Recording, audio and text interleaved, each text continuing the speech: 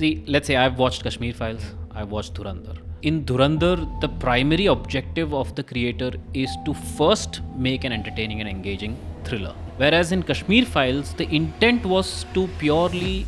Now, that's not necessarily wrong. It's important. I think you can always tell when a film is not that great when people call it important rather than Right, yeah. amazing. I don't understand these flat earthers and moon landing deniers who say shit every time a blast happens. Oh, the government only did it because they want to divert it. Bro, The government does everything but their job. yeah. Assassinations in Canada, but they can't get my electricity bill Yeah. GST refund done in time. Assholes. Welcome everyone to another episode of the Overcorrection. Today we are in studio with Mr. Mahesh Iyer. So Mahesh is a screenwriter working in Bollywood. He's worked on the Marathi film Zombieville, a show called Slum Golf, a web series called Headshot by TVF. There is this debate that keeps happening that how much violence should you show? So the violence in Dhurandhar is somewhat inspired by actual torture scenes. That happens in real life. People are very against like sex scenes. Okay, yeah. Is it like worse to show a sex scene or the scene of someone just shooting someone in the head? Whoever is in power will use their power to influence what you are watching. Criticisms that Dhurandhar gets is its use of real footage with the film footage. Budget cuts, bro. So what? Yeah, yeah. I mean, Munich does that. Steven Spielberg's film where it shows. Yeah, but you know Spielberg, that old government shill. Yeah, that Mossad agent embedded in Hollywood. He does it. It's art. Aditya Dhar does it. It's Godi Media. I don't understand this criticism. Absolutely.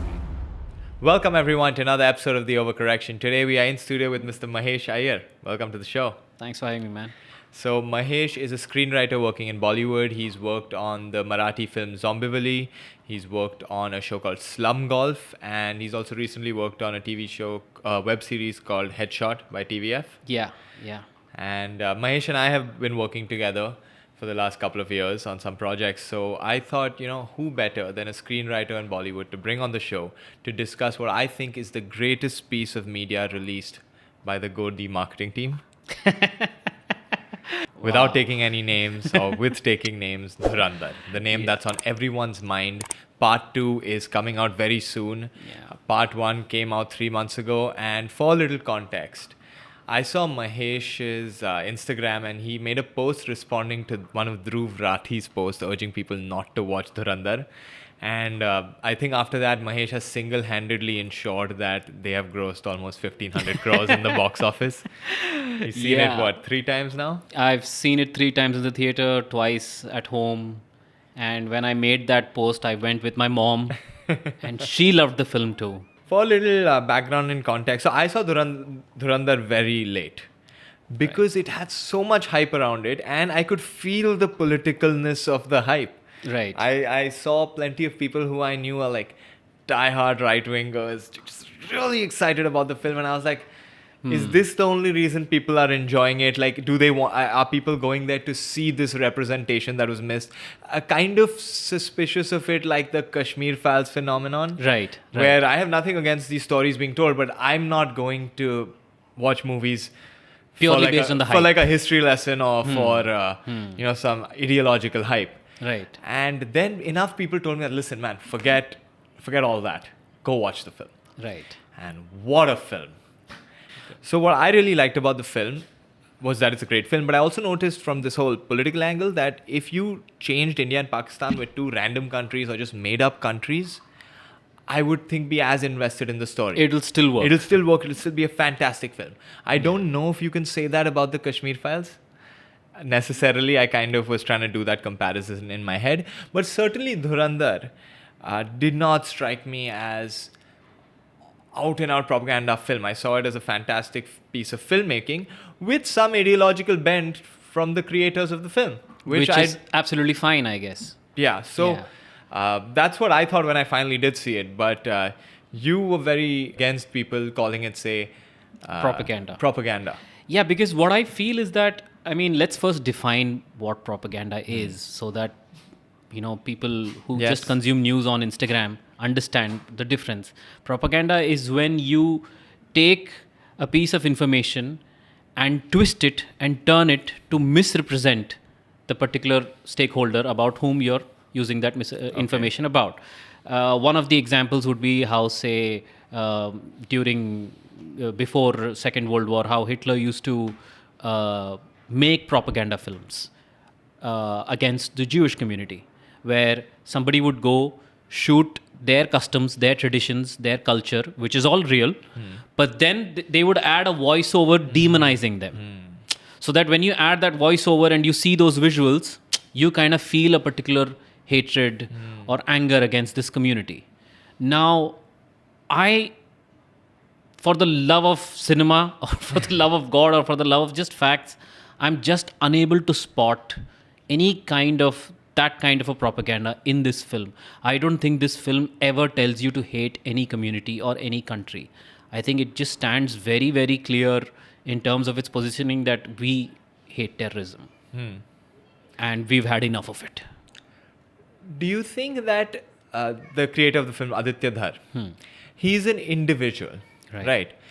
Do you think propaganda needs to have like some government interference? Because what if Aditya Dhar feels all these things? Say even if forgetting the misrepresentation aside, he has a particular belief, say, about Pakistan. Right. And certain elements in Pakistan that state-funded terrorism and stuff.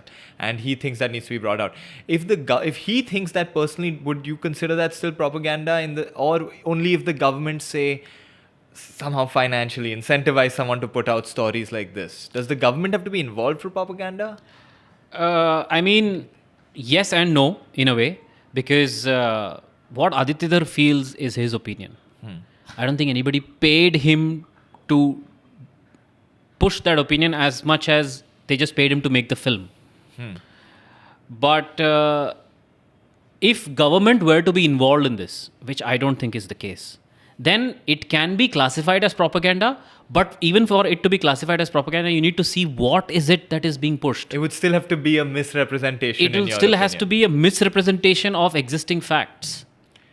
And I think this is something we've come on before. Is the government not allowed to use film as a medium to communicate to the public? Do we have to do it on News 18 Bharat? And is that the only way the government can get a message across? Shouldn't the government have to play into soft power type of ways to communicate with? I think the government is fully within its right to exercise that, I guess. And I don't see anything wrong or right in it. Like, for example, even if, say, a film like Kashmir Files comes out, or a film like Article 370 comes out, which is very much pro the government, and the government is pushing it.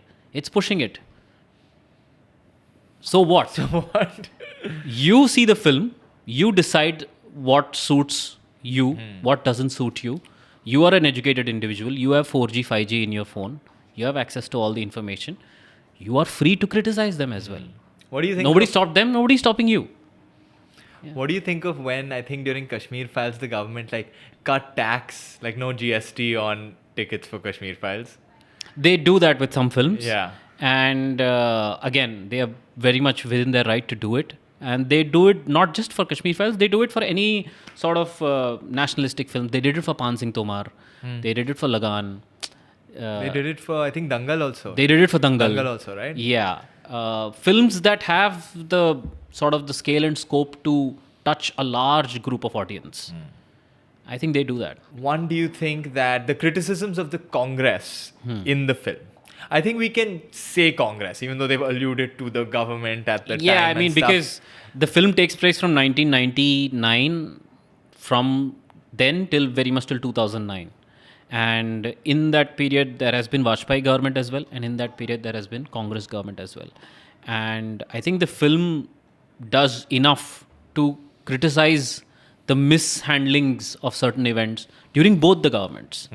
But it's very much vocal on the UPA side as well. No prizes for guessing who Aditya Dhar votes for. Yeah. But then him being a Kashmiri Pandit himself, him having, faced the problems himself, his family himself, I think he's entitled to have a strong opinion on things, yeah. Where else would opinions come from? Where else would... Exactly. You sitting at home, yeah, never engaged with you've never had to deal with any of these. I've never had to deal with the specific problems of this film. I'm watching it as a film. But Aditya Dhar has a lineage and a heritage that has dealt not with the problems of this film, but with the problems of Kashmir File. And there are spillover effects into this film, obviously, into what the setting of this film is. Yeah, precisely. What else will fuel your... What else will fuel? And That's where an interesting sort of dichotomy appears. Where, see, let's say I've watched Kashmir Files, I've watched Dhurandhar. I enjoyed Dhurandhar way more than I enjoyed Kashmir Files. I'll be honest about it. Mainly because in Dhurandhar, the primary objective of the creator is to first make an entertaining and engaging thriller. And it works. It works brilliantly at that. The ideology, the opinions come after the entertainment. Whereas in Kashmir Files, the intent was to purely reopen an old wound and show to the new generation what happened back then. Now, that's not necessarily wrong. It's important for the new generation to understand that that was the severity of the wound. I think you can always tell when a film is not that great when people call it important rather than Right, yeah. amazing. Yeah. So with Kashmir Files, I felt that the director reopened an old wound and rubbed salt in it. Just to make the new audience feel the pain that they felt. It's right or wrong, you decide for yourself. But if you look at a film like, say, Schindler's List, even that film ends on a hopeful note. So maybe Kashmir Files could have ended on a hopeful note rather than ending on this very dark note. But then that's for each and every audience to decide for themselves. I don't think anything shown in Kashmir Files also is propaganda. Because every event that is shown in the film actually happened. And people are like, why don't you show those stuff on the other side? Every film can't show everything, na? Yeah, because the person suffering has to show his suffering. Now, will Steven Spielberg show, why Nazis like, killed Jews? Even they must have had something against them. So what, you kill them? Yeah. Kashmir Files did have that very strong, like, hey, you didn't know. Like, every like 20 minutes in the movie, there'd be a scene where someone is, like, telling you, you didn't know this, but this happened to us. And Right. This, it was a lot of exposition. And now when you mention it, everyone I spoke to after it they were more maybe angered by the film more than... Yeah, I think the intention was to anger. Now, whether that's right or wrong, each person can decide. But I don't buy into that kind of cinema where it is telling me how to feel rather than just making me feel it. Where it's constantly trying to rub its ideology on my nose rather than just laying out the situation and letting me decide for myself. Which is why I enjoyed Dhurandhar way more than I enjoyed Kashmir Files. What do you think of the portrayal of the villains in Dhurandhar? Because in a weird way, I thought this was interesting about Dhruv Rathi's criticism. Like, he doesn't like how India has portrayed Pakistan or the Muslim community or, the general state-sponsored terrorism by Pakistan in India. He doesn't like how it's portrayed, I guess, to some extent. I don't know how else should a mafia kingpin should be portrayed. Let's ask him only, I guess. And but he also doesn't like us showing a maybe nuanced side to the Pakistani villains. Yeah, in this film. And there is so much nuance in this film as well. And if you, bro, people loved Akshay Khanna actually way more than Ranveer Singh. Huh? I mean, he was the hero. When people were talking about it, I was like, oh, so Akshay Khanna is the Indian spy who's the hero in the story. Like, no. Yeah, bro, he tripled his fees after this film.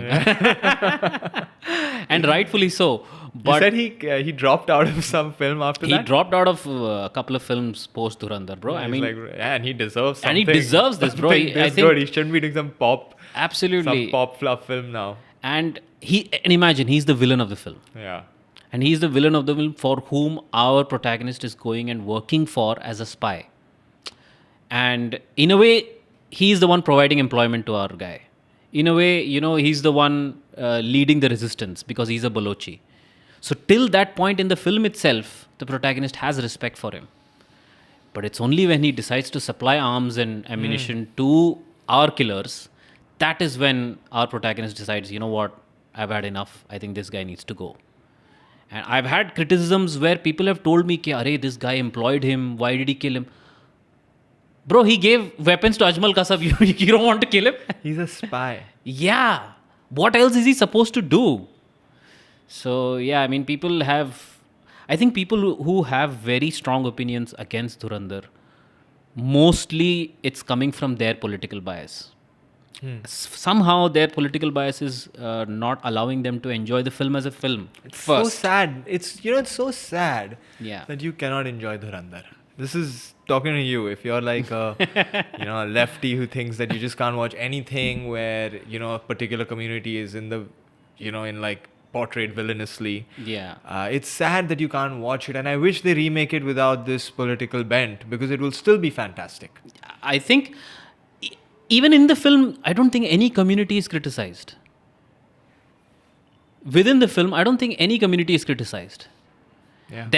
There are characters in the film who have strong feelings towards Balochis, and they themselves are Punjabis. Yeah, it's all like internal. Yeah, but it's internal, which is true. Yeah. The Indian characters are not shown as like Communal. hateful or communal. Yeah, in absolutely. That way. Bro, there is an amazing scene where when Ranveer Singh's character comes to Pakistan for the first time, and he is employed by his guy Alam as a, in his juice shop. He takes him to a particular chai shop, and he says, when I came here for the first time, this is where I used to drink tea, and because he puts salt in his tea. Yeah. And the place where I grew up, we used to get salty water.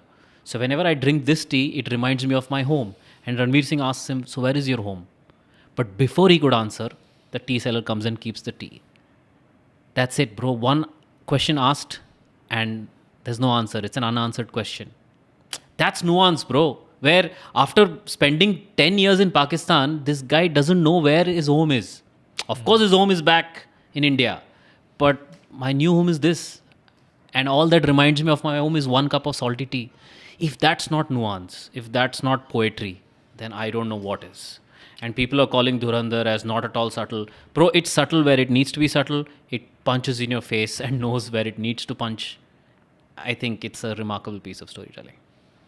And one thing that has always kind of bothered me is losing a national unity, because at least in this film you would think, see, in Kashmir Files there's a bit of intra-India fighting. Right. Like it's within our borders itself that there's a big which also demands unity, because Kashmiri Pandits suffered greatly. Yes. But I think the way the film portrayed it can be very divisive. I don't know why Dhurandhar divided the like people. We should, as Indians, all be kind of united against whatever villain they've kind of portrayed in Dhurandhar. Yeah, because Dhurandhar purely talks about the terrorism and the spillover effects of terrorism. Yeah, and we've actually seen terrorism not like as some story we've heard in our lifetimes. My family has personally been involved in an attack. Touch wood, nothing happened to any of us during but in that attack, Taj attack. During the Taj attack, plenty of people were hurt in that and killed in that attack. And it's not a boogeyman. Yeah. Exactly. It's not like it's right next to our homes. And God knows how many attacks are actually being stopped that we don't know we about, never know. And we hopefully don't have to know about, because we don't need to live in a world where we're constantly afraid of terror attacks. Right. I do think these movies and sometimes the amount of violent content we watch in general is kind of problematic. Just like every show has a kidnapping, every show has like murder, this. But when it comes to something historical, I guess we can get to that topic a little later. Right. I mean, because violence is a part of life. I think violence is a part of movies as well. Yeah. And something that you touched in this is that we never know about the bomb that never went off. We only know about the bomb that did go off. Yeah. And for every bomb that goes off, I think 9 more were stopped from happening. And that's also touched upon the film, where Madhavan says that, we have to get it right every time. Every time they only have to get it right They have to get it right only once. And I think that is such a strong sentiment, but unfortunately people don't identify more with it. Even during Red Fort blast, people were quick to blame the government rather than understanding the context behind it, that, we seized, hundreds of kgs of explosives. 1 car got away. Imagine yourself in that situation where you've seized almost everything, but 1 car slips away. People were quick to say that it was a government hoax. It was a government. I mean, not hoax. Like it was a government ploy. Yeah, I don't understand these flat earthers and moon landing deniers who say shit every time a blast happens. Oh, the government only did it because they want to divert it. In their heads, the government what the hell is this, bro? The government does everything but their job. Yeah, They'll claim everything is possible by the government. Yeah. But they can't process my IT tax returns fast. On time. They can orchestrate all this shit, but they Yeah. can't get this other stuff done. Yeah, they can blow people up. Yeah. But they can't put money into people's accounts sooner. Assassinations in Canada, but they can't get my electricity bill, Yeah. BEST refund done in time. Right. Assholes. I mean, I really don't understand where these people come from. I think it's just a very incomplete understanding of real life and politics. I think it's that gut reaction. I think people make almost memes out of it now. Right. Like I've gotten my fair share of laughs out of the $5 trillion economy memes. You know, you'll just see like a busted up road and a school where kids are walking outside in a sweatshop and it says $5 trillion economy. Right. And you can have a good laugh at it, but there's context to it. You know, like just like in all these other cases, there's a big context to how our economy will grow over time and why we need this type of growth. And yes, you're never going to eradicate poverty completely. Yeah, I mean, you can also find sweatshops in China, which is an $18 trillion economy. Yes. But nobody's making memes there because it won't come out. What have your favorite movies been of the last few years? And I ask because two come to mind for me. Mm-hmm. But I'll ask you first, then I'll tell you my two. Oh, bro. You see too many to just... I just see way too many. I'm very active on Letterboxd. So I think last year I saw some 80 films. Bro, I loved Superboys of Malegaon last year. I think it's one of the best films to have come out from Bollywood. Unfortunately, it didn't make as much money as Dhurandhar did. I wish it did. But yeah, I think Superboys of Malegaon... Do you think that was the politics of it? Do you think Superboys of Malegaon is as good a film as Dhurandhar, but because of the political messaging in Dhurandhar, the connection to our national heritage just was always going to get more viewership? Well, yes and no. The answer is slightly more nuanced than that because Dhurandhar is positioned as a क्या बोलते हैं ensemble masala entertainer. So when it's positioned like that, it's also marketed like that. And when it's marketed like that, that much amount of funds is also put into marketing so that it reaches that much amount of people. I don't think Superboys of Malegaon was marketed with that much heft. And I don't think you can even market a film like that with that much heft. More understated? Yeah, because it's a more feel-good, beautiful film. But I do feel that we need sort of more revolution in marketing smaller films so that they make a good bunch of profit rather than marketing bigger films because bigger films market themselves. I'd say the last film that actually had this Dhurandhar vibe going around before I watched it was Animal. I've still not seen Animal for those reasons because I was like, dude, I just like all the testosterone around the way people are even describing it to me is like, okay, you know what, I'm okay. Right. But is it going to be like that? Am I going to watch it and come out being like, dude, I totally misunderstood this movie and how I thought Dhurandhar was just going to be some Kashmir Files type of thing, but it's just a superb film. Is Animal like that? I have seen Animal. I didn't see Animal in the theaters. I saw Animal on the OTT.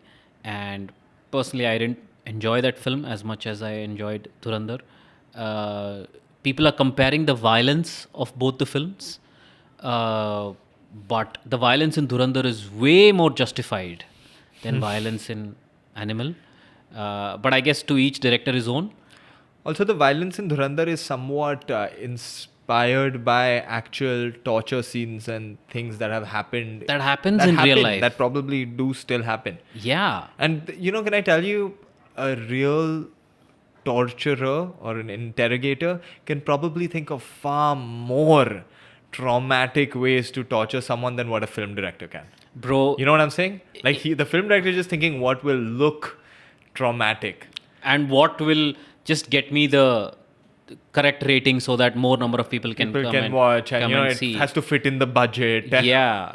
If you go deep into the subject matter, a real torturer, interrogator, I don't know what these people are called. Would probably do something 10 times as heinous and painful as that. And they have already done it. And they have done it, and they're doing it right now somewhere in this world. Yeah, exactly. So, of course, Animal is fictional. But then the reason I didn't enjoy the film was, for me, it was not as coherent as this film is. I didn't understand this mad love that Ranbir Kapoor's character has for his father. And even if there is that mad love. I couldn't see it.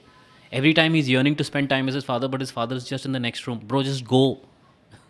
You're saying I constantly miss my dad. Bro, he's right in the next room. Just go and say hi. Like, what is stopping you? So I think it's more got to do with how a story is told rather than what the story is about. And I couldn't connect with that. I really couldn't. And when, Javed Akhtar had a very interesting thing to say about it, that when there are characters in the film which is causing other characters in the film to, lick their shoes, that's problematic. And I think even Varun Grover as a screenwriter had a very interesting point that it's not wrong to show characters doing wrong things, and it's not wrong to show character enjoying doing those wrong things as long as they face the consequence of it. Because there is this debate that keeps happening that how much violence should you show, or what subject matter should you show, because these things have an effect on society, and are filmmakers responsible for it? Someone like, say, Manoj Bajpayee believes that filmmakers are not responsible, and they have the complete freedom of speech to show whatever they want, because films don't affect society. He's right on one aspect of it. But there is also another aspect where if you, say, speak to any female friend of yours, and if you speak to them about harassment in their lives, they'll always tell you that many a times the boys see a particular scene in the films and they do the same particular kind of thing, where they will follow a woman, and if the woman just looks behind just to check whether she's safe, the boy will sort of take it as a hint that, oh, she turned. Usne palat ke dekha mujhe. So that means she's interested in me. And there are horror stories like that where people have been stalked, people have been, done things. So I do believe that filmmakers do have certain amount of responsibility. And I do agree with Varun Grover's point of view in this fact that, okay, you can show a Joker killing people and enjoying it, but also show him face the consequence of his actions within the film. What do you think? Do you think that filmmakers have responsibility? I'm always torn between the audience responsibility and the filmmaker responsibility. Interesting. So for me, I can't see. Look, kids aside, okay, everyone we're talking about is now 18 plus. Okay. Okay, people who we have legally determined can make up their own mind on things. Okay. I think that if we as an 18 plus audience choose to watch, people will make. I don't think actually it's in the creator's hands what to make. Ultimately, I think all the creators who come up and who will get their movies made can only do so by responding to the market. Right. So I don't see them being successful without giving the audience what they want. Okay. I do believe that if the audience wanted to see people watering plants, then that Aditya Dhar would just have the most amazing, greenhouse film there was. Right. But do you... The amount of violence shown, I always wonder, so I found this very interesting that people are very against, sex scenes. Okay, yeah. Is it, worse to show a sex scene or the scene of someone just shooting someone in the head? Right.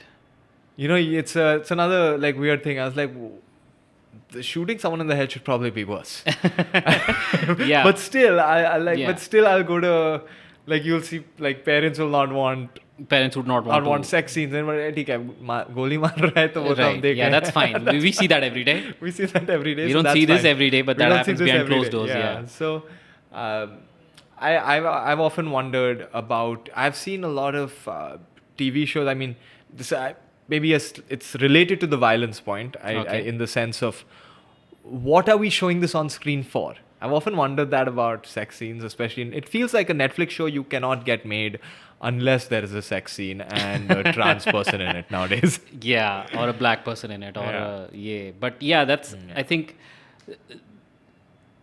this is where I think it intersects more with freedom of speech and with what can you show, what you can't show, and this also splits the audience very much. Where as long as it's two gay people having sex, the liberal left-wing audience will definitely enjoy it.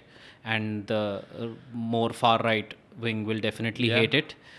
And if it's a guy killing terrorists, all of a sudden the liberal wing will be like, oh no, but he also has family, and the right wing will be like, guys, what the hell are you talking about? Rather than seeing every piece of media for what it is and what emotion it's trying to convey. I think, like, if you look at Made in Heaven season 1, I think it's an amazing show. A gay couple. Right. They had some explicit content in there. Right. Yeah. I think one of the best love stories that I've seen is that one. Actually, not that one. But that was a good story. That was a good story as well. That was a good love story. That was an amazing love story. In Last of Us season 1, there is the third episode which shows just two guys in a post-apocalyptic world in a relationship. And you can see when you see that episode, one is clearly a Democrat and the other is clearly a Republican. But still they both are in a relationship and they both fulfill their responsibilities and duties according to their character. It's not just one of the best gay love stories, it's one of the best love stories that I've ever seen. But all this requires viewing with that kind of a mindset and viewing with that kind of a context, rather than just hating it for no reason at all. Did you see Made in Heaven season 2? I haven't seen Made in Heaven season 2. Oh shit. I don't know, you guys tell me. I'm not going to say what I thought the main difference was between season 1 and season 2. I heard season 1 is much better than season 2. Much better, infinitely better. Achha. And you just go ahead and watch it. You'll see. I mean, it's a tough watch, season 2. It's a bit of a tough watch. It feels like propaganda suddenly.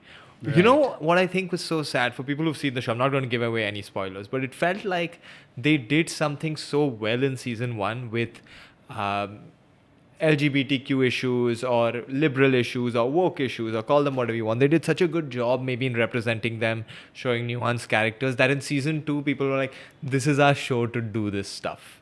Right. And that ruined it. Exactly. And I think that's what I felt when I watched Ikkis. Let's get to Ikkis is another war film. Let's get to Ikkis. Which also has India-Pakistan issue. And it's now out on Prime. It's now out on Prime. I'm going to check it out, or maybe not. Let's. No, I mean it's. To each his own. You guys make up your mind for yourself. But Ikkis is a film where a character, a soldier's father, who also is a soldier, who's now old, who visits Pakistan because his old home was there, and there's a school reunion happening. Is this a spoiler type thing, or this is the context of the film? Context of the film. Okay. So, I can't go much deeper than this without revealing the spoiler of the film. But every 20 minutes, they hammer the point that look how peaceful we were, look how united we were. Why don't we go back to this in order to understand or in order to become more peaceful in the future? Now, this is the message that they are trying to hammer continuously every 10 minutes in the film. Now, I don't have a problem with this message.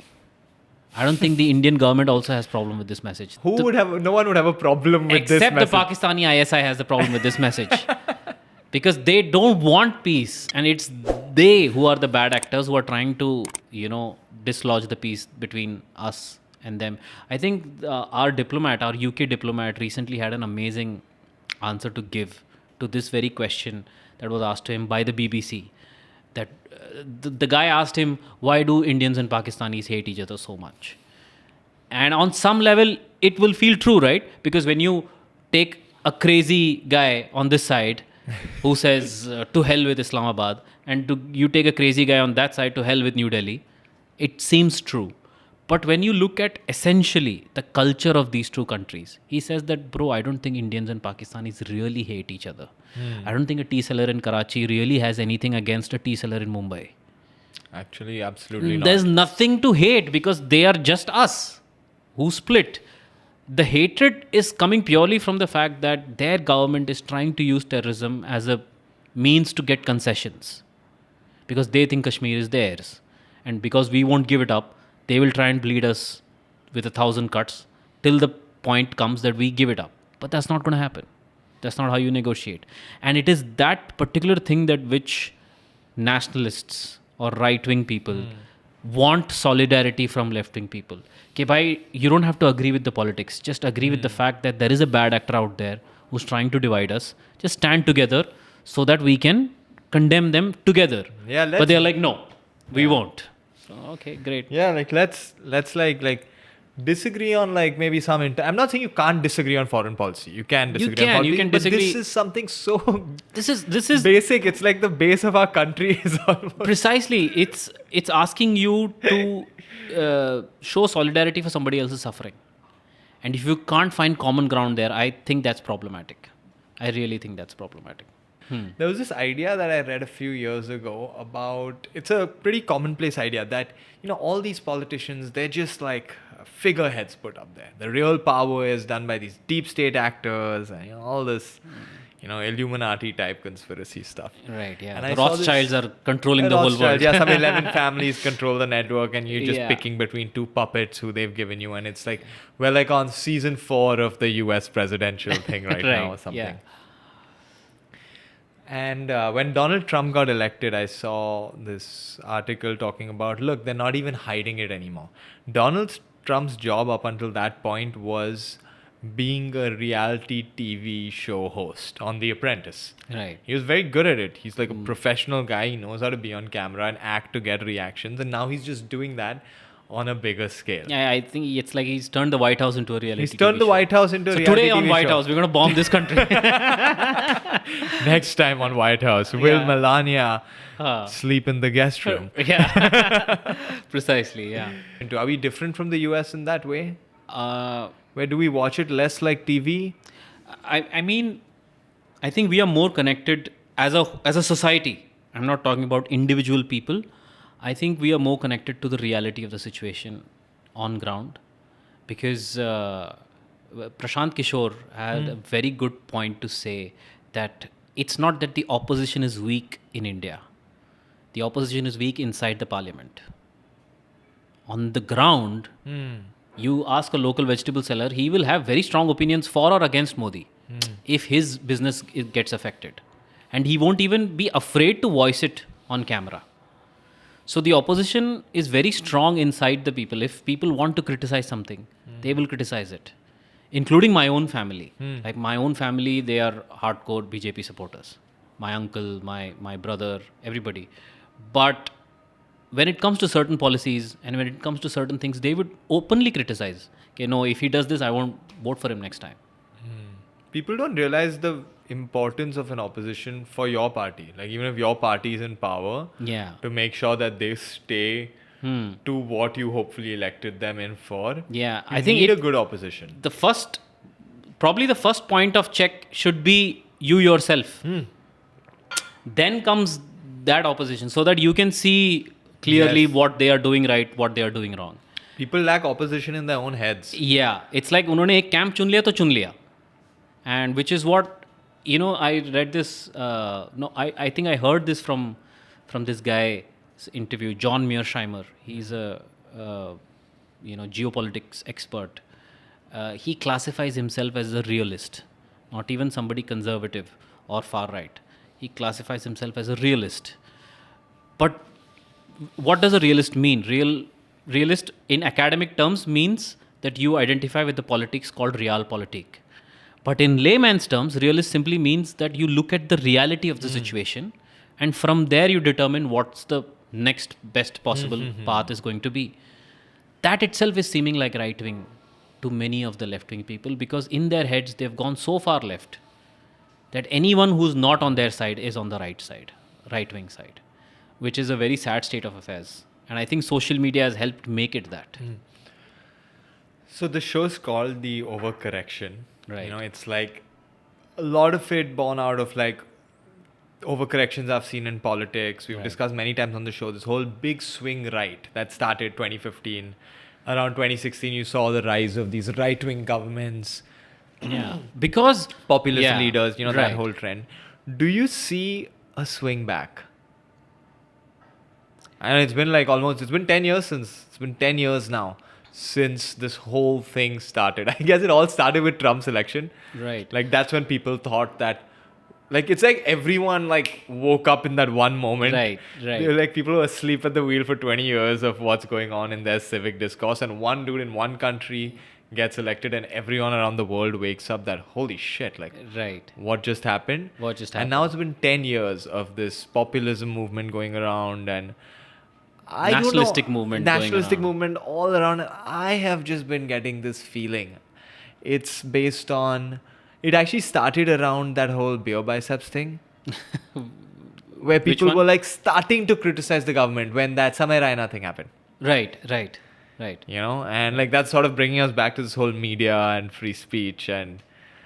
I think it's a great question, but I think it's different for different region. Okay. I think we notice this swing more because the US politics dominates social media. And because every 4 years there is a change there, we expect the swing to happen here as well. But things are different in Europe, things are different in West Asia, things are different in Southeast Asia. Here the swing is much gradual, I feel. I think it just hits like South Bombay really quickly. Yeah, I think it hits South Bombay, Bandra, Khar, Santa Cruz very quickly. Like whatever happens there, the Yeah. next day we are aligned with the US model of Yeah, I politics. think they are more aligned with Mamdani than with the 100%, Mumbai's mayor. 100% they can tell you more policies from Mamdani. Like Right. everyone here knows about like free grocery stores and these Right. buses and rent control and all that stuff. Right. We had corporator elections finally. No really discussion after that. There have been some, things I've been noticing. Right. But let's see. what You've they been go. doing it quite, Yeah. yeah, I'm pretty- strongly, and I'm glad that you've taken up that because you have to first look at your immediate Yeah. reality. What does your city, what does your community need? I'm trying to. We were talking about this thing, this Pali Hill Road Pact. Basically, it's the privatization of the government. Okay. It's insane. They're joking about, like, they don't say it like that. Right. But imagine like 300-400 of us, we pool money, of 1,000 of us pool money in this constituency.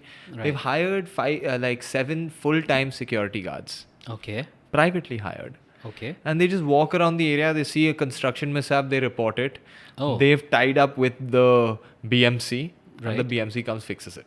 I'm sure some palms needed to be greased. But then you start remembering Nikhil Kamath saying, sometimes corruption is good. Right. It's not. Like, I don't think this is a good sign if private citizens have to pay out of pocket to police their own neighborhoods. But it is at least showing civic engagement. Right. It is at least people engaging. I didn't know about this. It's very interesting. It's one of the only I was like, oh, they have private people employed to enforce public laws. Right. Oh, Think okay. about that. Okay. Now, in my building has some it's like a building and it has shared space. Right. That's private space. Now I'm basically, and technically through my apartment fees, I pay fees for a security guard and stuff. So now imagine just doing that for the street you live on. Like you rent a flat and some dude comes to you is like, हाँ वो traffic police है ना, उसका salary दे अभी बढ़ रहा है. Right. You have to pay more. Right. Yeah. That's what's happening in Mumbai. Yeah. And that's why Pali Hill is nice. Like Pali Hill is nice. Because of that. I But mean, do you agree that that model should be replicated everywhere? Or I think we it have- should never be replicated. I think I live in a small privatized version of that. When you live in a condominium society, you live in a small privatized. I don't think it's a good sign. They say the failure of a city starts with people privatizing public goods. I mean, that's it now. It's like, I'm like, okay, I'm removing myself Right. from this messed up ecosystem. Right. Not dealing with your footpaths, not dealing with your security, not dealing with your ambulances. Buildings have private ambulances now. Because it's like, what am I going to wait for? Wait for the government ambulance. The for government 15 minutes ambulance to show up. come 15 minutes if I'm lucky. Right. Right. Like, Right. so I don't think it's a good sign. Okay. Uh, I don't know. Since that you now mentioned, I think I have mixed opinions about this. Because if you look at the stats of how much police are there for every 1,000 people in India, how much judges are there for every 1,000 people in India, it's abysmal. it's abysmal. It's like 1/5 or 1/10 or Yeah, it should for be. the 1,000 people. So it's not like the law is wrong. The law is pretty much in place, but the people enforcing the law are completely, the stats is completely haywire. So unless and until you fix that, probably this is a temporary thing that, if you see something wrong, you report it to me. And I'll pay you to do that. And then you'll pay and you'll have some deal with the corporator. Yeah. Like to Yeah, fix it. To fix it. yeah, it's a shaky ground. Technically, it shouldn't happen. It shouldn't happen because. But if it is temporary and it gets you to a much more permanent place where there are people enforced for this. And then the government eventually takes Right. on the responsibility done Right. by private. Right. That's so like sad. Wow.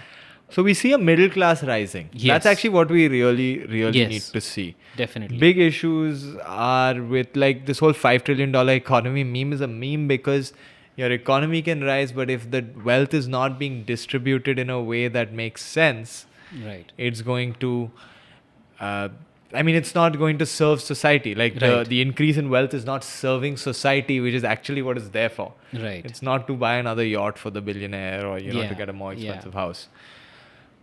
And just to kind of wrap that up, I feel like a lot of what people say, this propaganda, is like kind of a distraction, because this would be a real problem. Like Which is- income Right. inequality Right. is sort of big picture to say the problem they're distracting you from Right. when they have you focus on all these Right. hate politics. Right. I mean, it's like, bro, it's you who's focusing on that. You have complete freedom to just switch it off. Yeah. And not focus on that. Even when you're watching, even some people who are, say, ideologically inclined towards the right, please try to switch it off when you're watching a piece of art made by someone who's ideologically inclined to the left. Right. Like I think that, Sorry. Yeah. That's good. Right. But I think that's important on both sides. I know we've discussed Dhurandhar and Kashmir Files, and maybe in the last 10 years, maybe the bigger films we're seeing seem to have a ideologically right-leaning thing. But right-leaning hey, stuff. by the way, the shows have an ideologically left-leaning. Right. The longest running web show in India, like in this new OTT thing, is 4 More Shots. It's the only one that's made it to season 4, amongst a few others. Yeah. And Panchayat maybe Panchayat. has made it to season 4. Yeah. But very few shows, and like of these things, so completely left-leaning show. 4 Right. More Shots is that. I have not seen 4 We More have 4 Shots. liberal women, and we'll have 4 more shots, please. Okay. I get where it's going. Fun, yeah. And Made in Heaven.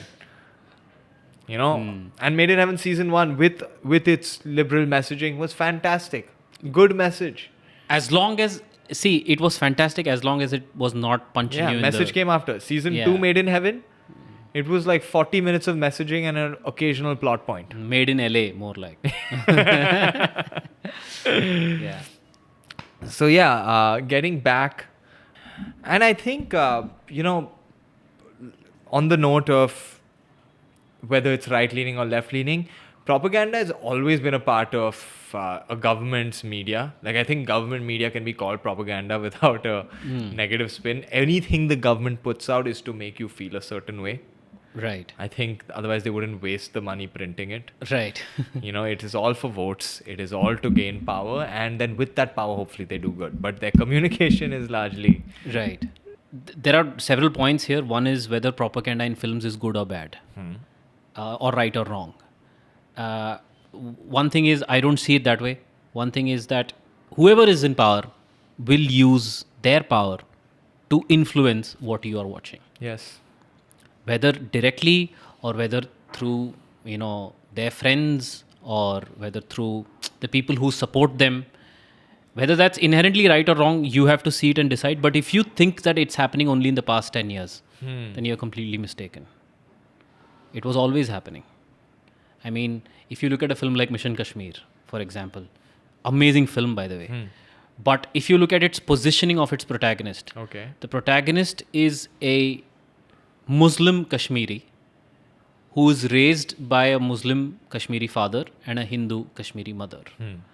And his suffering is shown, that how an innocent Muslim Kashmiri's family is shot and the cop repents for it, and how he brings one of the child home and raises him as an adopted son. Now, that particular suffering is not wrong. But hey, it's like during the Holocaust, you are telling the story of this one German family who protected Jews, and look at the suffering they felt. Of course, their suffering might be real, but you're missing the elephant in the room. 400,000 Kashmiris left their home their suffering is what defines that era. Now, you started by saying this was a fantastic film, Right. which should probably be your first thought. Yeah. Now, if you want to sit and look at the propaganda in it, you can dissect have it like this this. opinion. You can have this opinion. You Yeah. can hate the movie, and you could tell people not to watch it, like people are doing with Dhurandhar today. Right. Yeah. But it's that amount of leeway taking. It's choosing sides of the story to show. yeah. It is creative choice. Creative choice, creative And liberty. Where do you think creators do anything from, if not their choice? You become a creator so you can choose Because what to you do have something concrete to tell. to tell. Yeah. And if you don't have a clear point of view on something, if you have no opinions, if you think everything's all the same and you look at every situation the same and you've not lived life to have a point of view, then creator's probably not a Right. good zone for you. Yeah. But people who are into, like Aditya Dar, has a story to tell. Yeah, precisely. And I think it's like politics has different issues. Politics has different dimensions. One is the policy. One is the academic debate around what is good, what is bad. But the other most important thing about politics is power struggle. Is pardon? Power struggle. And power struggle is human drama. And if it's human drama, I'm going to make a film on it, bro. Yeah. Now, you can choose to see it, you can choose to agree or disagree with it, but you cannot choose to criticize me for making the film on it. And the fact that you had this much resources, why didn't you make a film on something else? No, this is what I want to say.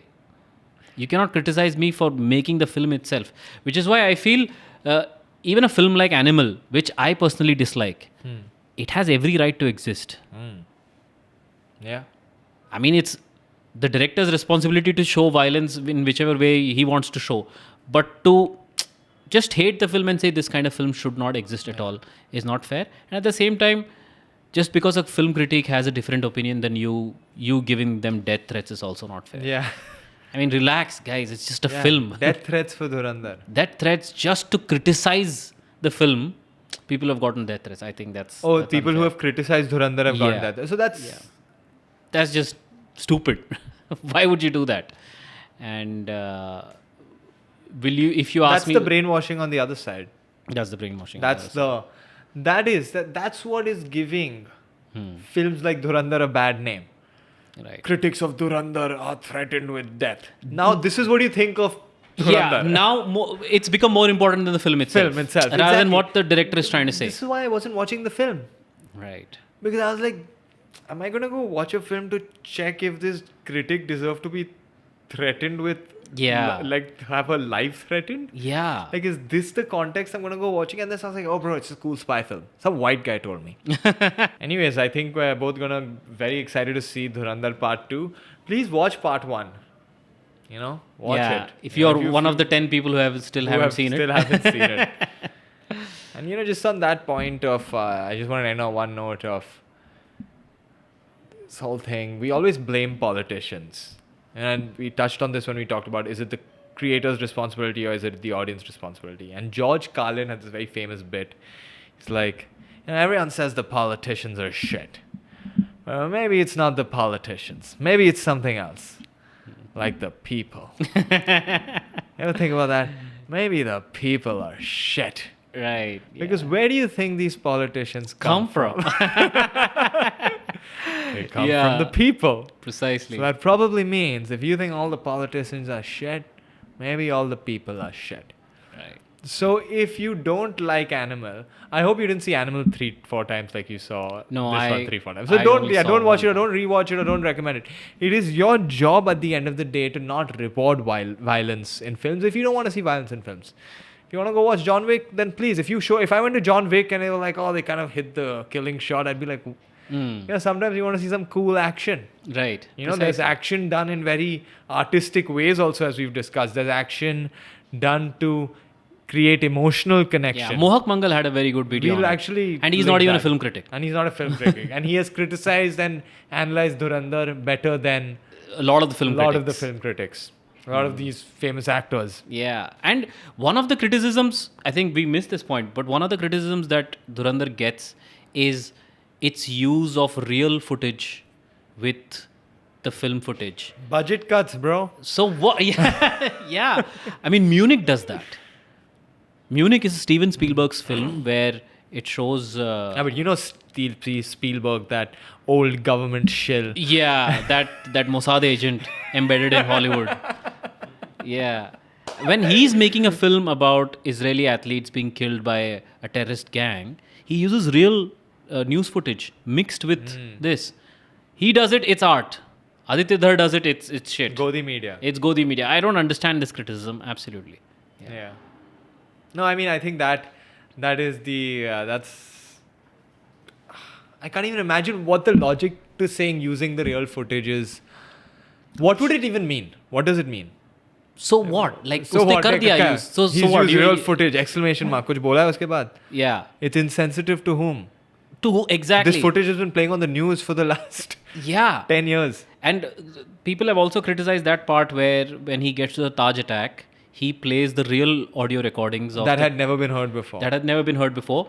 But some people have criticized the artistic choice that you could have just played it without showing a red postcard on the screen saying, hey, this is a real audio clip, which he does. Now, artistically speaking, I would have probably played the audio clip without showing that.